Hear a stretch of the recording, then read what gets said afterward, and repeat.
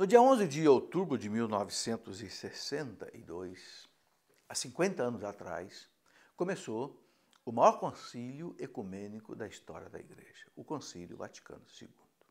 O que é um concílio?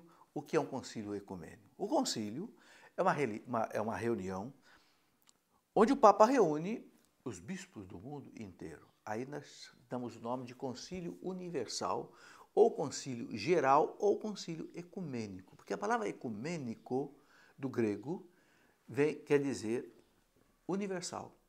Entende? Então, concílio ecumênico não quer dizer um concílio para fazer a unidade com os cristãos. Não. O concílio tratou disso também. Mas a palavra ecumênico aí quer dizer o quê? Um concílio universal. Ou seja, o Papa chama todos os bispos do mundo. Eu gostaria que você entendesse a magnitude deste evento.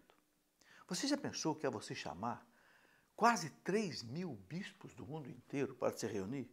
Um falando português, outro falando francês, outro falando espanhol, outro falando inglês, outro japonês, outro árabe, para conversarem no Vaticano sobre a igreja, a vida da igreja, a evangelização. É isso que o Papa João Paulo, o Papa João XXIII fez. E o interessante é que o Papa João XXIII, quando foi eleito Papa, ele já tinha quase 80 anos de idade. E as pessoas diziam assim, vai ser um papinha de transição, vai ficar aí 2, 3 anos só e vai morrer. Mas acabou ficando quase 5 anos. E foi esse papinha velho, né, o bom Papa João XXIII, que um dia andando pelo jardim do Vaticano, ele sentiu uma brisa e disse para o secretário que estava ao lado dele, é isso que a igreja está precisando, um vento novo, um novo Pentecostes, um aggiornamento, em italiano, quer dizer, um rejuvenescimento. Eu vou convocar um concílio. O secretário levou um susto. O quê? Convocar um concílio? O último concílio tinha sido em 1870, lá há quase 100 anos atrás. Convocar um concílio é uma coisa extraordinária. Tanto é que nós sabemos que é a média de um concílio por século. Nós temos 21 séculos, nós tivemos 21 concílios. É uma apoteose. Roma teve que construir colégio para abrigar os bispos do mundo inteiro, no Concílio Vaticano II, porque não tinha nem lugar. Ok? E 2.600 bispos chegaram a participar do concílio. Mas o Papa queria o quê? Queria que a igreja dialogasse com o mundo de uma maneira mais adequada. Por isso, uma das grandes constituições do concílio foi a chamada Gaudium et Spes. Gaudium de alegria, Spes de esperanças. Né?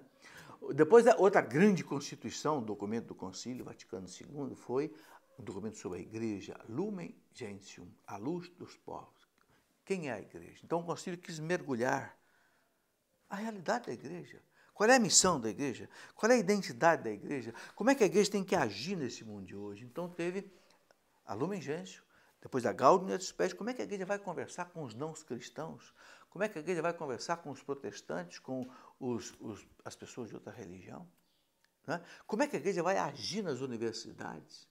Depois a igreja debruçando sobre ela quis saber como é que devia trabalhar com os seminaristas, com os padres, com os bispos. Então, nós temos vários documentos, 16 documentos do Concílio Vaticano II. E veja bem que esse concílio não foi um concílio de 2, 3 dias, não, foi um concílio de 3 anos. Você já pensou o que é isso? Você reunir 2.600 bispos. É claro que os bispos iam para Roma, voltavam para as suas dioceses, porque não podia abandonar a diocese. Então, era um vai e vem de Roma para as suas dioceses, no mundo inteiro, imagine isso no mundo inteiro. Não é? Porque o Papa convocava uma sessão, os bispos trabalhavam um período, voltavam para as suas dioceses, o Papa convocava outra sessão, voltavam para o Vaticano. E, no fim, nós fechamos com 16 documentos. 4 grandes constituições dogmáticas, a Lumen Gentium sobre a Igreja, a Gaudium et Spes, pastoral, no diálogo com o mundo, o documento Dei Verbum, que é sobre a revelação de Deus, como é que Deus se revela pela Bíblia, pela tradição, importantíssimo, e depois o documento que fez a renovação litúrgica da Igreja, a Sacrosanto Concilium. Por quê? Porque antes do Concílio Vaticano, a liturgia era muito amarrada, muito bonita, muito bonita. Eu sou do tempo diante do Vaticano II, eu tinha 15 anos no Vaticano II, e eu fui coroinha do tempo que a missa era em latim, o padre de costas para o povo, e a gente, como menino de 8, 10 anos, tinha que rezar o Pai Nosso em latim, Pater Noster, que as vincelas, etc., sem saber direito o que estava rezando. E a única coisa que o povo entendia na missa era a homilia, que a homilia era em português, o resto tudo em latim. Então, uma das mudanças foi que o Papa autorizou a missa no vernáculo, ou seja, a missa na língua de cada povo, né? Teve até uma velhinha que disse, oh meu Deus, até que enfim Deus aprendeu a nossa língua.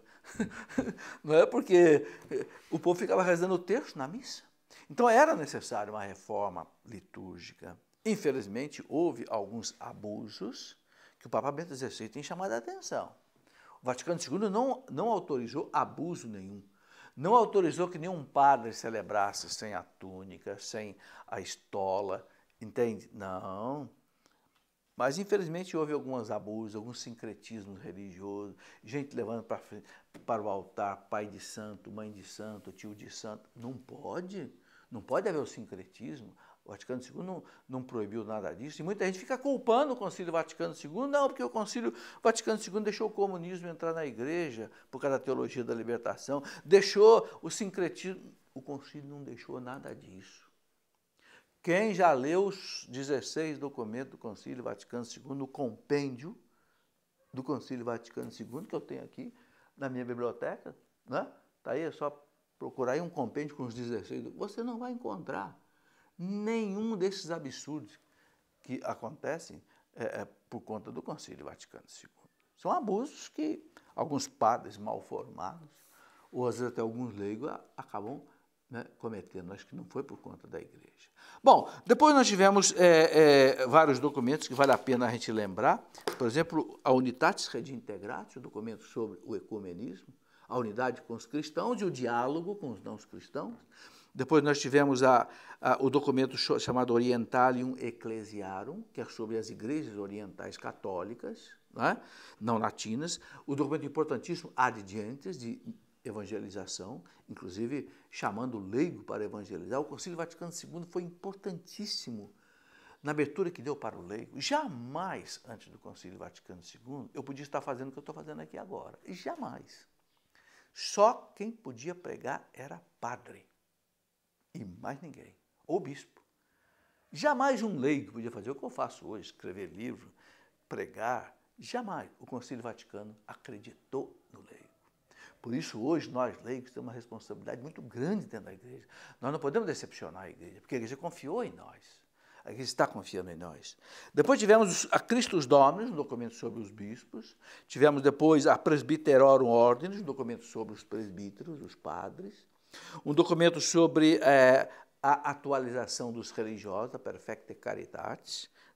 Optatum Tortius, sobre a formação dos sacerdotes. E a Apostólica Actuositatem, o apostolado dos leigos. E depois ainda nós tivemos aqui um outro documento que se chamou Inter Mirifica, sobre os meios de comunicação, porque o mundo já estava entrando neles. Gravissima Educazione, sobre a educação nas escolas, especialmente as escolas católicas, universidades católicas. A Dignitatis Humanis, a dignidade humana, a liberdade religiosa. E depois ainda tivemos a Nostra Aetate, a nossa época, um documento importantíssimo que chama o leigo para ser um participante da evangelização, não um figurante. Então, olha, meus irmãos, nós vamos celebrar 50 anos do Concílio Vaticano II agora, neste ano, a partir de 11 de outubro de 2012.